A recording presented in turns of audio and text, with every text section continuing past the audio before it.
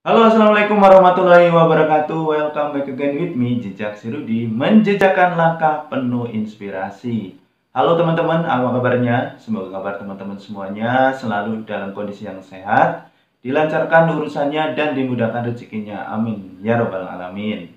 Oke teman-teman, pada kesempatan kali ini saya mau sharing nih kepada teman-teman, masih ada hubungannya dengan membangun usaha, masih ada hubungannya dengan menjalankan usaha, yaitu terkait modal.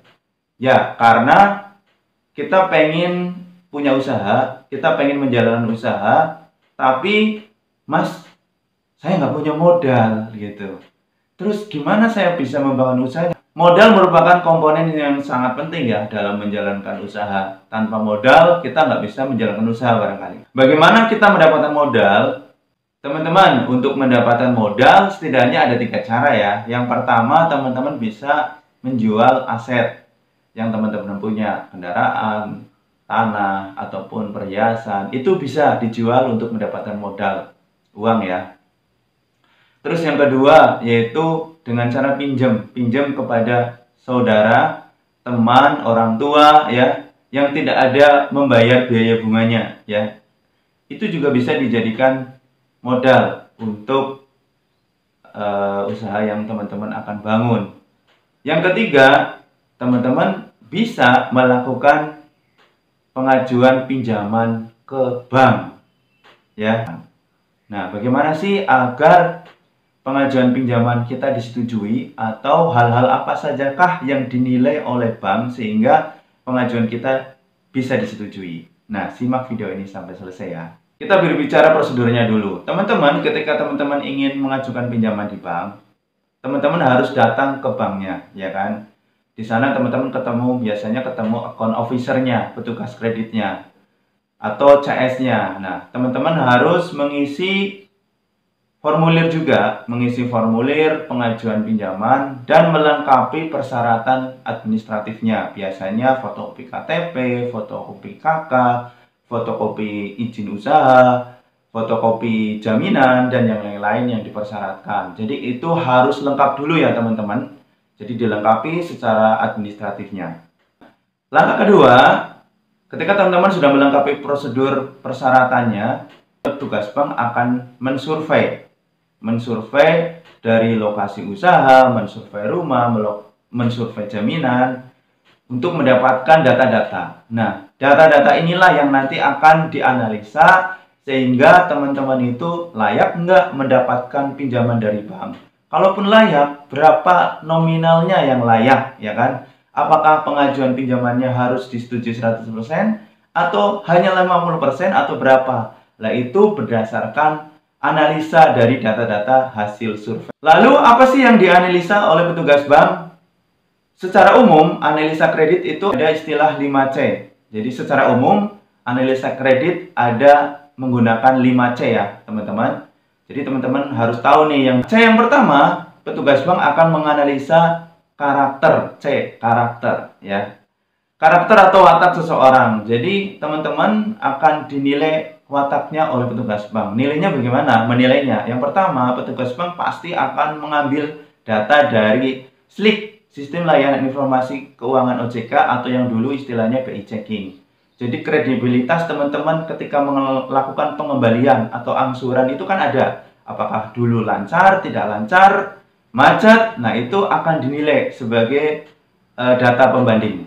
Yang kedua, petugas bank juga akan survei ke lingkungan, akan nanya karakter dari seseorang itu ke lingkungan, bisa ke RT, bisa ke tetangga, bisa ke supplier, bisa ke macam-macam ya, yang akan menjadi kesimpulan kita dalam setiap usahanya. Itu akan dinilai apakah kita sedang bekerja keras atau apapun itu secara subjektif akan dinilai oleh petugas perbankannya. Nah, kemudian yang kedua yang dinilai adalah kapital atau modal yang kita punya ya.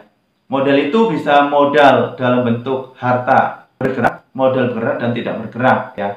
Jadi semua akan dinilai. Misalkan kita punya rumah nilainya berapa ya kan, kendaraan yang kita punya nilainya berapa, kemudian aset yang lainnya berapa, itu juga akan dinilai. Nah, itu menjadi pembanding juga gitu. Seberapa jauh modal yang kita punya. C yang berikutnya adalah kapasitas atau capacity. Capacity itu adalah kemampuan kita dalam mengembalikan angsuran. Jadi petugas bank ini akan menghitung nih, seberapa kemampuan yang dipunyai oleh orang tersebut. Ngitungnya dari mana? Mereka melakukan analisa secara sederhana seperti ini ya. Pemasukan atau pendapatan dalam bulan itu berapa rata-rata, kemudian dikurangi dengan biaya-biaya. Ada biaya usaha, ada biaya rumah tangga. Nah, nanti kan ketemu sisanya. Nah, dari sisa itu nanti dimasukkan untuk angsuran. Nah, maaf. Terlalu bersemangat. Nah, dimasukkan tuh angsuran ya. Di angsuran itu dimasukkan, kira-kira masih masuk apa enggak? Misalkan ternyata setelah dikurangi pengeluaran, pendapatannya itu dikurangi pengeluaran itu sisanya 1 juta. Tetapi angsuran pinjaman yang teman-teman ajukan 1.500.000. Nah, itu nanti bagaimana? Nanti ada pertimbangan tersendiri ya. C yang keempat adalah kolateral. Jadi yang namanya bank pengajuan pinjaman pasti harus ada agunannya. Biasanya mensyaratkan agunan. Kalau tidak ada agunan, bunganya yang sangat tinggi ya. Jadi untuk kolateral dari pinjaman tersebut akan dinilai. Biasanya perbankan itu juga akan melakukan appraisal kalau pinjamannya besar, atau melakukan penilaian pinjaman. Mereka punya istilah prosedur sendiri sih mengenai penilaian jaminan ini. Jadi yang jelas seperti inilah.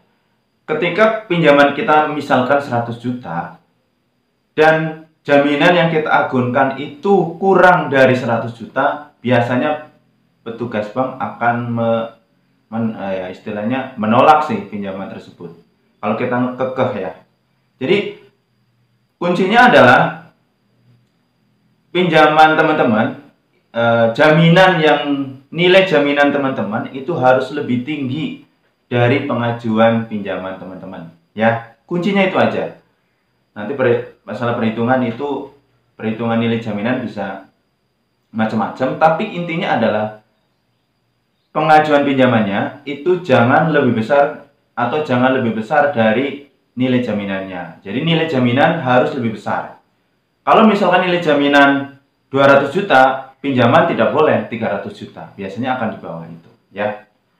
C yang terakhir adalah condition. Jadi condition itu lebih kepada prospek usaha kita ya. Jadi kira-kira nih usaha kita dalam setahun 2 tahun pinjaman tersebut masih berjalan nggak sih ya, atau itu akan selalu dinilai oleh petugasnya ya. Jadi prospek atau condition itu terkait prospek usaha yang kita jalankan. Nah, itu teman-teman sharing saya kali ini. Dengan begitu teman-teman bisa paham dan bisa menjadikan alternatif mengajukan kredit di bank itu sebagai modal teman-teman dalam membuka usaha atau menjalankan usaha teman-teman semuanya ya. Tetap semangat kepada teman-teman yang saat ini sedang berjuang untuk membangun usaha dan menjalankan usahanya. Sampai di sini dulu ya konten kali ini, semoga bermanfaat, bisa menginspirasi dan memberikan informasi kepada teman-teman semuanya. Dan selalu saya mohon dukanya dengan klik like, comment, dan subscribe agar saya dapat terus mengembangkan channel ini. Sampai ketemu di konten video berikutnya. Wassalamualaikum warahmatullahi wabarakatuh.